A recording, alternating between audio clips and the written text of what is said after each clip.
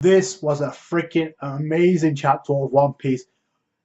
One of the chapters of the year for sure, and one of the biggest reveals of the year by far for a number of reasons. So start off with the cover page, and we got Perona, and Perona is going to be a plot point in the future for two main reasons. Number one, we see her in the cover page. She's making some wine. I believe that's actually for Mihawk, but in the very next panel, you see her leaving because she realizes what happened to Gecko Moria still being alive. She read the newspaper, so that was revealed. So Master Moria is alive. So Gecko Moria's zombie invasion. Pleased about this, but then Mihawk didn't really tell her about this until she saw it in the newspaper. Then she's like, "I'm out of here. I'm done. I'm leaving you. Good luck living on your own." So it's funny, the interactions between Mihawk and Perona is kind of like similar to Zoro and Perona. But I definitely think this is going to foreshadow something in the future, considering what we saw with the rest of the thrill about pirates in this chapter. So I don't like Perona's chances. I think that's going to be a plot point. We know that's the same island that Zoro trained on because the Muggy Kingdom, obviously.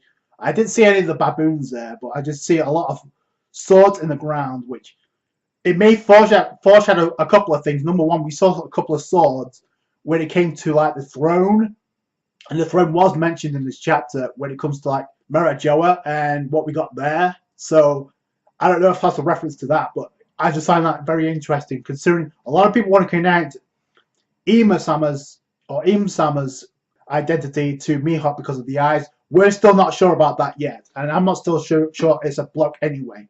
Mihawk's like, stay safe now. Leaving now is probably for the best now. An interesting topic was brought up at the Revelry. So I don't know. I think there's going to be something to that where something happens to Perona. Then we see Gecko Moria on the Thrill Bark ship, and we know for a fact this was highlighted a meeting between the Blackbeard Pirates and Gecko Moria. Now, the reason for that is because some of the subordinates of Gecko Moria found their way on Blackbeard's island, or on the island that Blackbeard was on. And I love the setting of the island. First off, you have the skull. I think that might be actually so I don't know about that. But either way, Moria is causing trouble. He's still at 320. It's the first time we see Moria post-time skip. We knew he was alive, despite Doflamingo saying, "Oh, I don't know what happened to him at Marineford. I don't know what happened. He just disappeared." That was obviously bullshit, because obviously Doflamingo knew what happened and he let him go. He found his way to the islands with Blackbeard, and then we see a shot of, and it's clearly Absalom. So either way we go, Absalom, we find out he's alive. He's hanging out with some chicks, which is surprising in itself. It's bizarre, and we couldn't find the reason for that is because of Katarina Devon, and I guess manipulating Absalom. We come to find out he's nothing more than a corpse at this point because he's had his devil fruit ability stolen, and then we see Shiryu of the Rain. And now it's clarified that he has the devil fruit that Absalom used to have, so he could steal devil fruits. So Shiryu of the Rain, did you just turn yourself invisible? And chops, it cuts at Moria, but we don't see, but he's still alive after that. So, and then we see Katarina Devon. Furthermore, we actually see, if you notice in the background, you see Absalom actually trying to make a lunge. Pissed, like, what did you do to Absalom? Like, I'm surprised Moria actually cares about his subordinates like that. But then again, he's by himself, so he needs all the help he can get. So I don't know what Moria's going to do here. Either way, he was cornered by Devon and Shiryu of the Rain. Then we get a statement like, the Admiral summoned an earthquake. So that's Teach using his devil fruit ability. So once again, being revered as an Admiral. I don't know if that's what the hell's going on there. Number two, we go over through the Dendamushi Blackbeard, right? And we know for a fact that's the same Dendamushi we saw in Dressrosa. So, and then we finally get our first glimpse in a double page with post-time skip for the first time with Blackbeard. His beard's in braids. We kind of figured that out already. Then he reveals something even bigger than the fact that he has a harem now. Obviously, those chicks don't know any better, but obviously with great power, comes chicks, I guess. So there you go. So in order to rescue Kuma and the commanders of the Revolutionary Army. Now notice how it says to rescue the commanders of the Revolutionary Army. Finally clashed with Marine Admirals Rigaku Go, and obviously Green Ball and Fujitora, which I said that would happen anyway. Why would they be on the island if that wasn't going to be the case? Now that's all they say, which to me implies two things. We're going to go back to the Reverie after Wano, or we're going to get snippets of what happened throughout the acts of Wano, because we went to Act 2 by the end of this chapter. So I love what they're doing here. If they continue like this, they're going to keep us like hanging in suspense when it comes to like what happened to the Reverie, but at the same time highlighting what happens on Wano. So of the chapter and this because we now know Blackbeard. It's confirmed that he knows about Luffy and the rest of the Strats being on Wano. What do you think will happen? It's already started. The bloodbath battle between the powerful in the fight for the throne. Like I said, we saw the swords at the beginning with where Mihawk was. I think that's a direct shout out to what we're going to get later down when it comes to the identity, possibly of Ibn Sama. I'm not too sure, but we don't know yet. So then he says, on the other side of things, Straw Hat is on hot topic in the Wano country where Kaido resides. So he knows about that. So I called it. I said, Akainu, Fleet Admiral Akainu, hacked, and the most of the Marines easily hacked into the communication. The conversation between Big Mom and Kaido is like, Big Mom, it's like, stay away from Wano. I'm warning you. Mugiwara is mine. Big Mom warning Kaido, I got a debt to collect. He's mine. Don't touch his hair on his head. And Blackbeard now knows, which I said he probably hacked into communication, much like the animals did. Now he knows. So this could mean two things. And we now know that Shiryu is capable of Shiryu's ability, or it's something to do with Jesus Burgess, because he was looking to kill Luffy and take his double fruit, his Gum Gum no Mi, back on Dressrosa. He had a bag of devil fruits. We know for I don't know. And then they said, would you like to sail under my flag? Implies he wants Moria to like align with him. This would be an interesting plot point for Moria to come in at the end of Wano, because remember, he has beef with Kaido. What a powerhouse, what a strong arm to have in the form of Blackbeard. Plus, Blackbeard is looking for another devil fruit, we would assume. The fact that Shiryu has Absalom's devil fruit ability now, that cannot be disputed anymore. So country Act 2. So I don't know how many acts we're going to get. Usually it's Act 1, Act 2, and Act 3, but since this is going to be a monstrous arc, it could be 5 acts, it could be 15, we don't know. But with each act that we leave, we could go back portions to the Reverie. So we got the setup with the Revolutionary Army and the admirals there. So we see the geisha playing a guitar, and we see another island playing. And before, I thought that was a geisha that was with Kid and Luffy in the prison. But now it's just revealing the curtain with the geisha playing the guitar in the background, and then revealing the next act. So I think it's what happens in Kabuki acts. So there you go. So music playing. So that's why that's there. So then we go over to Mount Atayama. We see Inuyasha, who's struggling with Shikamaru. So this guy's a beast. Ajira Doji, he's a beast. We see Okiku and Kinemon looking on, and it looks pretty even, but it's like, let's stop here. Inuyasha, Ajira. And it looks like, to be honest, Ajira Doji is struggling with Inuyasha, but then again, we don't know what Inuyasha is capable of in his Sulong form. Quote unquote, we just saw that in the anime, so we can assume when there's a full moon, Inuyasha is going to be way stronger. So, but the fact that Shikamaru handled it very casually, that's a feat. Because we know Inuyasha is not a joke. I mean, remember what Luffy said back in Zou? It's like, you're pretty strong. Luffy doesn't say that to just anyone. Then we go over to Chopper, and I guess Otama's been healed now. We see Tetsuya, and I'm guessing we also see Speed, although I'm not too sure what happened to her. We don't see it in this panel. We know Chopper just cured Otama. Then she realizes, like, oh, I'm worried about Luffy more than my injuries. So that's the bomb going in right there. So it's like Chopper's like, don't worry about it because his speed recovery is insane. Like it's a monster like type recovery. And if you notice, I think that's actually the same mink back on Zoe, the nurse mink, the reindeer mink that Chopper was having bonus for. That has actually putting Otama back together again, quote unquote. So that was kind of cool. Then we go over to Mount Atayama again and Kiku, like, I misjudged you, Azura. Be grateful that I'm leaving without taking any of your belongings. Then he says, yeah, I admired a man named Odin. So a samurai risked my life for him. However, I don't remember swearing to serve the Kazuki family. And he says that right to Momonosuke. Like, he's not going to be bound by the Kazuki family. He admires Odin, but not the rest. So I like that because it's not set in stone yet.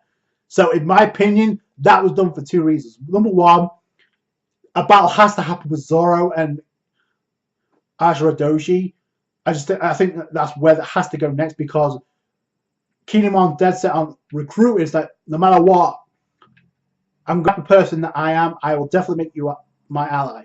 That's where Zoro's going to come in because Zoro's going to be the one to fight Azura Doji and actually gain a level of respect. Remember how Shitamaru was acting when he saw Luffy put up a fight against Kaido, even though he didn't stand a chance, he still did it. So that from Azura Doji. So I still think that's what's gonna happen. That's why he hasn't joined yet because that's gonna be up to Zoro. Then we go over to where the rest of the calamities are, or the All-Star Beast Pirates. We see Jack and he's being scolded by, I'm sorry, big brothers. So he has brothers now. So Jack is the baby brother here, and he's getting chewed out because he screwed up with Shitamaru, and he's also screwed up with not getting back Doflamingo. He's been taking L's ever since he thought he can go up against Sengoku, Tsuru, and Fujitora. That didn't work. He got smashed up by Tsunisha. It's Nashi and Nekomamushi. Granted, it was one after the other, but he's been taking L's. He also took a slash to check by Shitamaru, so it's not been going well for Jack as of right now. So I'm curious what these other two calamities can do. We have the Beast Pirates All-Star King, the Wildfire. So Wildfire and the Beast Pirates All-Star Queen the Plague. So we got Plague and Wildfire. And I think it's kind of ironic now if it follows the trope of we've seen the Queen, we've seen the King, we've seen the Joker, right? So there you go. And obviously we know the King's King with Wildfire and Queen the Plague. So it follows the trope. So you know better, Queen. How long does it take for you to break the spirits of a few cheeky brats? So obviously they're having a hard time breaking Kid and Luffy. We knew that. So here's the thing. This is what apparently this comes from directly from King, like the Wildfire. With the Flamingo gone, you do know where to go for our next trade deal, don't you? So the fact, and when I saw those goggles, I was instantly reminded of Gladius. So I don't know if that's a connection there. If you notice, the mask is pretty much similar too. So that is a beast looking. That's an awesome design for Wildfire. So I dig that. We don't get to know what the bounties are. Speaking of bounties, we finally found out what Admiral Teach has a bounty now, and it stands at 2,247,600,000 bounty, billion bounty. So technically, that's the highest bounty in One Piece, which we had to assume the Yonko had to be above Luffy. So Luffy's no longer the biggest bounty in One Piece. So I mean, that's a hell of a jump considering the fact that before pre-time skip, Teach didn't have that bounty whatsoever. So it means that Kid, they're making a big deal out of Kid having Conqueror's Hockey in the previous chapter. So that a lot of people have speculated maybe he's a D. I can guarantee Oda did that intentionally to bring Kid back into the spotlight because it was never intended for Law to overshadow Kid in the story. Okay, so speaking of admirals, I do find it one interesting that we heard about Green Ball, we heard about Fujitora. We know they were above the Holy Land, right? Chilling. So we know they're tangled with the Revolutionary Army. I got a question. Where was there a mention about Kizaru? And I asked this because, number one, it's implied that Kizaru may end up showing up Wano because showing up at Wano because of what he said with Akainu. Oh, Sakazuki, should I go take care of this? Ooh, and put a stop to Big Mom and Kaido, giving him the impression that Kizaru may end up showing up at Wano at some point, and Akainu was like, no jurisdiction. But that doesn't mean Kizaru won't show up, and I find it suspicious that he wasn't mentioned. You'd think if the revolutionaries, it was public knowledge that the revolutionaries tried to get back the commanders that were captured, right? That Sabo and company tangled with the admirals. You'd think that, given the government, they would send in all 3 admirals to take care of this, right? So I find it very suspicious. And speaking of Shiryu of the Rain and other devil fruit users in the Blackbeard Pirates, we now know that Shiryu has the clear fruit that was previously from Absalom, right? Now there's a lot of speculation that Shiryu of the Rain did have or obtained Diamond Jozu's devil fruit ability during the Payback War. That was heavily implied. So if that is still the case, or it could be the case that if that is true, that he also has Diamond Jozu's abilities down the road, that also reveals that not just Blackbeard, but Shiryu also has the ability to have 2 devil fruits at once. So I don't know. It's interesting to highlight him having a devil fruit ability now, because a lot of people thought he might have Jozu's because of the fact that, listen, Blackbeard took Whitebeard's devil fruit at Marineford. You'd think they'd go after the most powerful devil fruits in the world, right? I would say Diamond Jozu's is right up there since he tanked a hit from Mihawk. So that would be an estimate. And a lot of people said that maybe it was foreshadowed back in Alabasta when Zoro fought Mr. One, that, maybe you're going to cut through Diamond next. So maybe that was foreshadowing for Zoro's clash with Shiryu of the Rain with a Diamond Jozu type devil fruit ability. Another subtle hint as to why I think Blackbeard could make an appearance on Wano. It's just very subtle, but we get reintroduced to Avalo Pizarro, and we know for a fact he was introduced in Impel Down. He was recruited by Blackbeard. He's now the 4th. There's actually a mistake on this chapter, but he's actually the 4th. He's the captain of the 4th ship.